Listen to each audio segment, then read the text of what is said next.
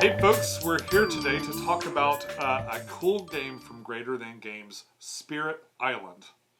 And this is the base game. You've got this too. I do. And you've played this a whole lot solo. So this is really fun solo. I haven't tried it. Yeah, I think it's an excellent solo experience. In fact, it's a cooperative experience if you're not doing it solo.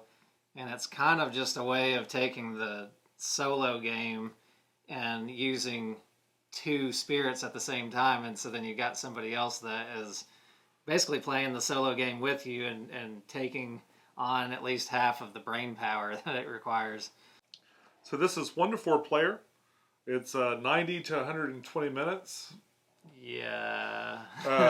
And 14 plus. I think definitely 14 plus. It's a little bit. This is a little bit more of a teach than a lot of other co-op games, and this is definitely not the beer and pretzels, like, No. have a nice relaxing time.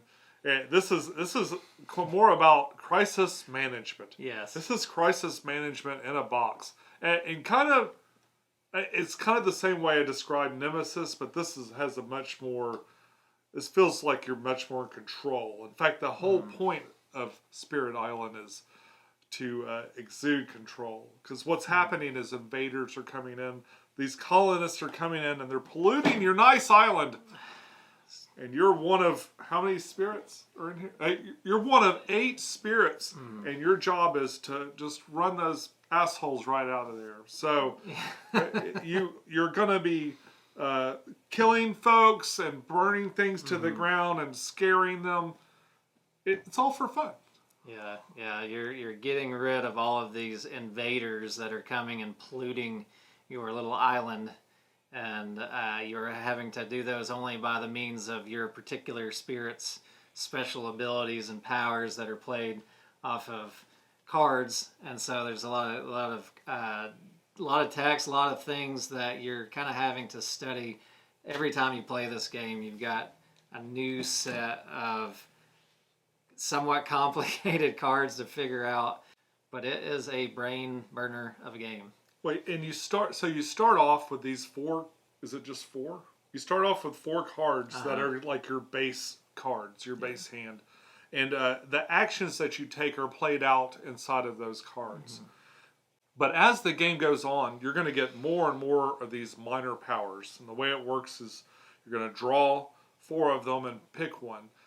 But that element right there makes this a different game every single time. Because you might, if you play this game enough, and because you draw so many cards to choose from, you're going to see a lot of the different options, but you definitely won't be choosing them.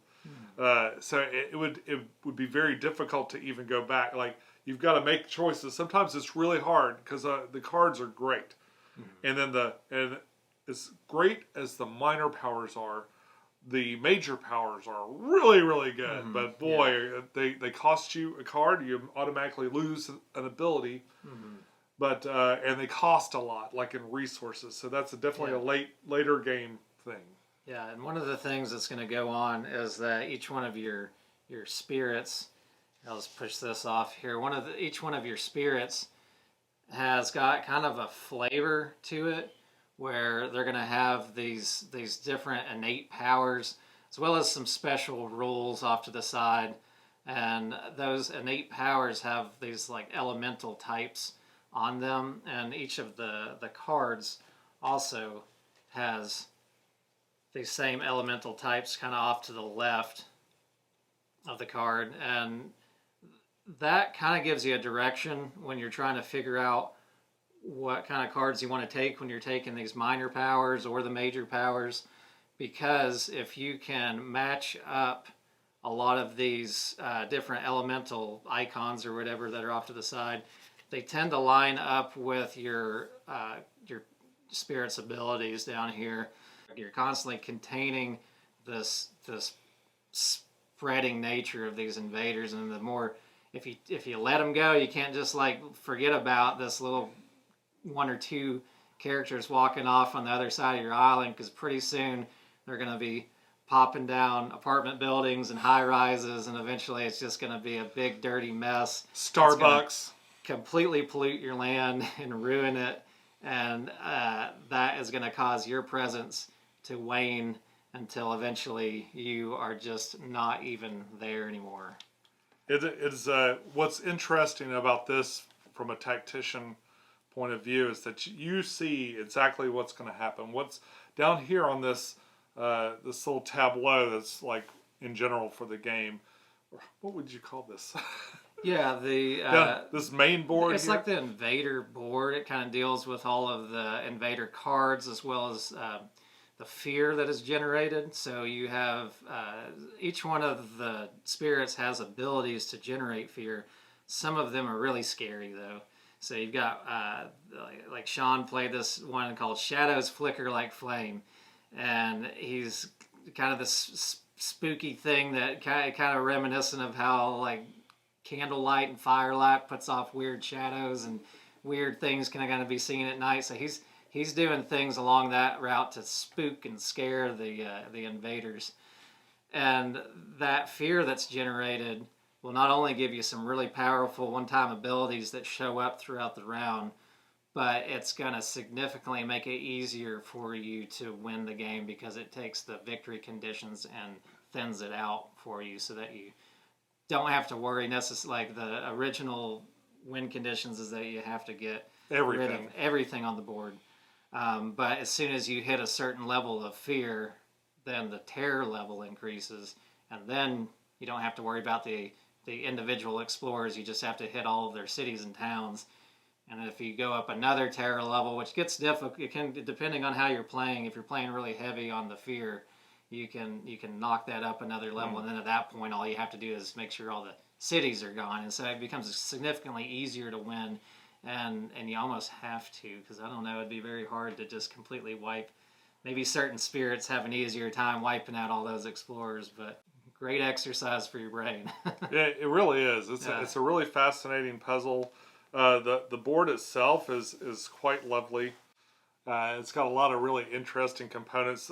What are the villagers? Dahan. The Dahan are represented by these little mushroom wooden mushroom wooden mushroom houses, and it's got the most disgusting token for blight. I mean, blight's a pretty disgusting concept, but they've got these really super gross little gray tokens that look like little bubbled up mess.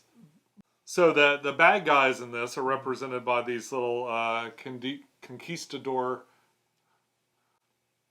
These little conquistador-looking fellows. These guys also have little buildings and stuff, and they got two sizes basically. You got this big one and this little one. These are towns, and that's a village. Wait, how does it go? Towns and cities. Towns and cities. Yeah. Something really interesting, I thought, and very thematic with this game is all of your pieces, all of the spirits pieces, and everything that has to do with them are all made of wood. A real natural thing.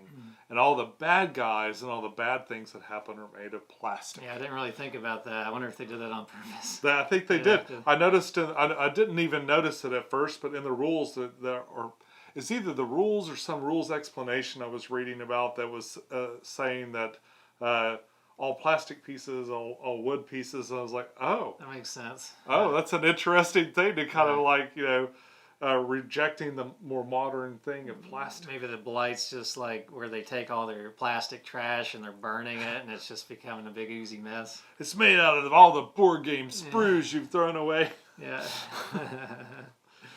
Yeah. This game is a little difficult to teach. I thought I had trouble for some reason. Like I play a lot of games, but internalizing this for some reason seemed a little bit more difficult than I expected.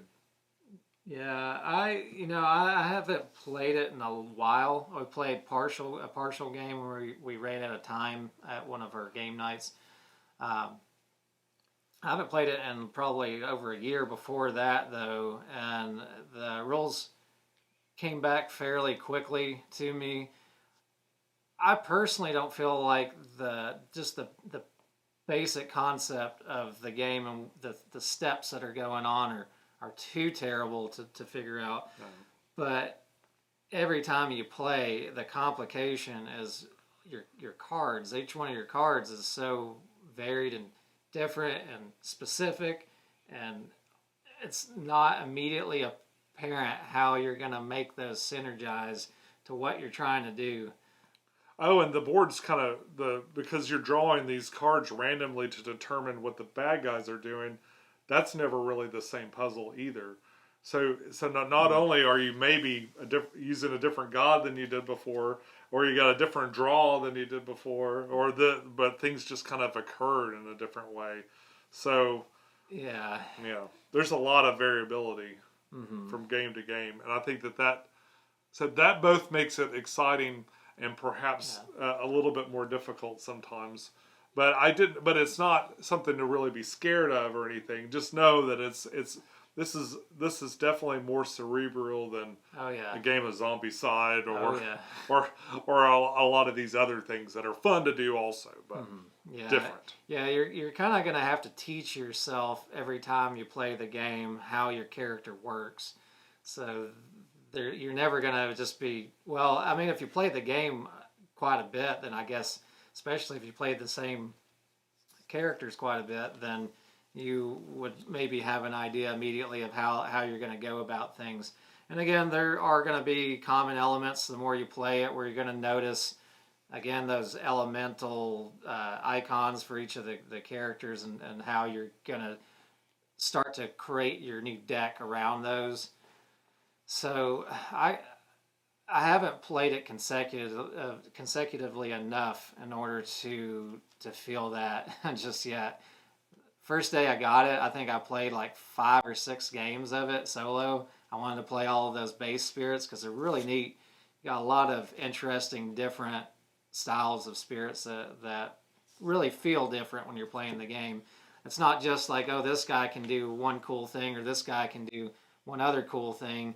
It's the entire flavor of how they play is different. It feels different, and the structure of each round that you're playing with them has a different flow and an arc to it. Like my character that I used on this game really involves the Dahan a lot, so she's manipulating those native people and using her presence along with them in order to basically fight back directly with the invaders. But the majority of the rest of them don't do a whole lot with the invader or with the Dahan themselves directly. Yeah. So they do. They have other different powers. Like again, Sean's manipulated the fear more, and you've got there's an ocean one that does everything from the coastal side. So he doesn't even really get into the inside of the land very well.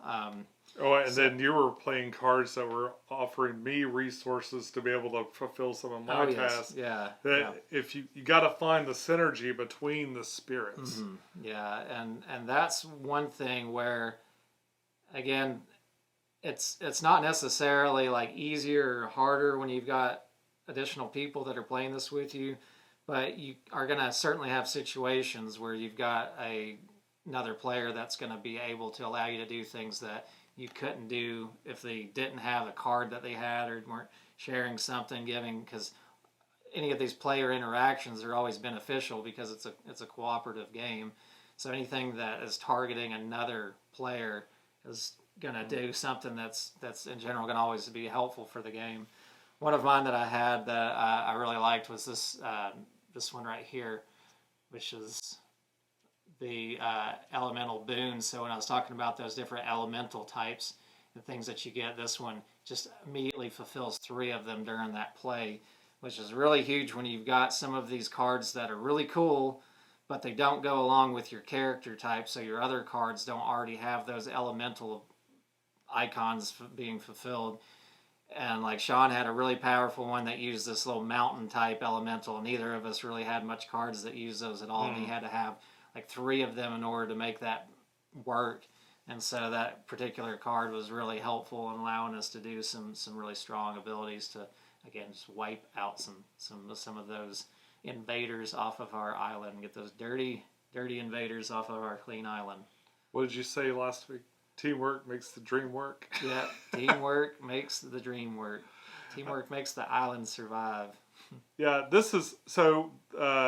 I have the regular retail version, but since I bought this, there's another version that's come out that is available at Target that adds. It adds. Is it just 2 gods in that one? Two spirits? It's at least got 4. So It's got two that this game doesn't have. they're all new. The ones that are in that one. Oh, they are. And they're also, I believe, they're more simple in their complexity to use. It's kind of, it might be a great sort of easy mode or easier mode. It's still the game. It is the one that they have at Target is it's a full standalone standalone version of this game. It's cheap and the pieces are not I think you just have little tokens instead of all of these little actual is that what they and did? things like that. I think so. Yeah, I believe you have simple pieces for all of these. But well, this version of the game is not super cheap. I can't remember what I paid for it, but it seemed like it was. I kind of bit my lip a little bit when I bought it, But I'd heard so many good things. I really wanted to try it, and I've enjoyed having it. I wish I got to play it more. When I found out Owen knew how to play, I was like, "Let's do it. Let's play." I think it really is worth you might find it on sale for around like $50 or something like that. I think the sticker price on it is around $79 maybe. Yeah, or somewhere. If you see it on, it's like an $80 game. If you see it on sale. Yeah, it's definitely worth. Even that's kind of hard to want to spend quite that much, but the complexity of the game and the way it's so well thought out and the elegance of the way that it's so well thought out and the amount of mental energy that it took to actually create the cards to work the way that they do and have the synergies and all of that. Like that's what you're really paying for more than anything. The components are nice. They're not like outstanding or anything. I mean, the miniatures are pretty cool, I guess, for what they are. But I mean, it's all nice and good. But you're not paying for a miniatures game. You're paying for a elegant puzzle that you're trying to figure out with a lot of theme and a lot of diversity in your particular gameplays. So. Yeah, tokens wouldn't take away from the gameplay, really. Not really at all. It's mostly mental anyways. You're not sitting there going, ooh, look at these. You're going, get these things off of here. You're more getting aggravated the more you see these miniatures. You're not seeing... I actually had a guy, when I was looking for this game, I got really lucky, and somebody was very benevolent, and I put out I was looking for it on Facebook, and someone contacted me and said, I've got too many games, and they gave me the base game for it. Oh! They just gave it to me, and I was like, you sure? And he said, yeah, I've got too many. And I was like, well, thank you. So, and it was like a pristine copy of it. And then I just spent all my money buying a bunch of the promos and the expansions. And I don't really think the average person is going to need any expansion content for this. Not at first. Not for a while, anyways. If you really are like apprehensive, get the Target version. Mm-hmm. If you're like, oh dang, I like this game a lot, then find this one on sale or go get it if you really like it, or just start here. But the expansions, I definitely play this a few times and really see how you like it. Like to me, I feel like I could play this another dozen times before I even really started looking for more of it. Right, to really change it or expand it. And that's what I meant too about not needing those expansions, because if you can find the time to play this a dozen times, because it's not like it's the world's longest game, but it's a mental effort every time you are going through the game in a good way. It's a real, like I said, a good mental exercise every time you play it. I would highly recommend to get the Target version though first if anybody's interested in it, because I think that is going to give you the full experience, and if you like it beyond that, you are going to have those 4 spirits additionally that you can just mix into the new game as well, or if you get the actual original base game. So it's kind of a win-win with that. Congratulations to Greater Than Games for getting into Target. Yeah, yeah, right. It seems like I remember the first time I saw Wingspan in there, I was like, wow! Yeah. They really made it. Gloomhaven, Target's, I think, of all the like big box retail stores, I think they have one of the better. I like Barnes and Noble an awful lot too, but they have a really good selection nowadays. Yeah, if you count, like, I would consider even like Barnes and Noble's not like, I mean, it's a big bookstore, but it's not like necessarily it's not the big not the way Target is. It's not like you compare Walmart and all those other big ones, and Target really got into this board game space. But they do weird things too, because it's so like that Spirit Island game is only sold at Target, I believe. Yeah. But the Target will like clearance it all the time and stuff too, so you can literally find that game for like hardly anything a lot of the times. Like it's at a steal of a price with them if you keep an eye out on some of the clearances that they do. I've got a ton of good games. I bought a copy of Jaws for like $12 there. Yeah, it's silly. I don't know what they're doing really. It's more like they're just pissing off all of the local hobby stores and stuff because they're getting these games and saying, oh, we're going to make them Target exclusive, then we're just going to lose all their money on it and not even make anything. So it's kind of like they're just, I don't know, it is a strange way of trying to attract people into buying board games from them. But whatever. Well, they'll make their way into the game stores used eventually. Yeah, right. On the previously loved rack. Yeah. Well, I think that's all we got to say about this one. Really good game, cooperative game. Work together for a very difficult puzzle at times. I didn't think we were going to win, and then we just did. Yeah, pretty well. It gets nasty. It gets hairy at the end. So just stick through it and keep chugging along and try to figure out that path, and you'll get there. You'll get there eventually. Yeah. All right, folks, that's all we got for you today. If you'd like to see more game reviews from Owen and I, you can click down here. And right here is something YouTube thinks that you'll enjoy. Feel free to check that out. You can subscribe to us. Our links will be down below. We'd really appreciate it. And click like on your way out. We'll see you again. Take care. Bye.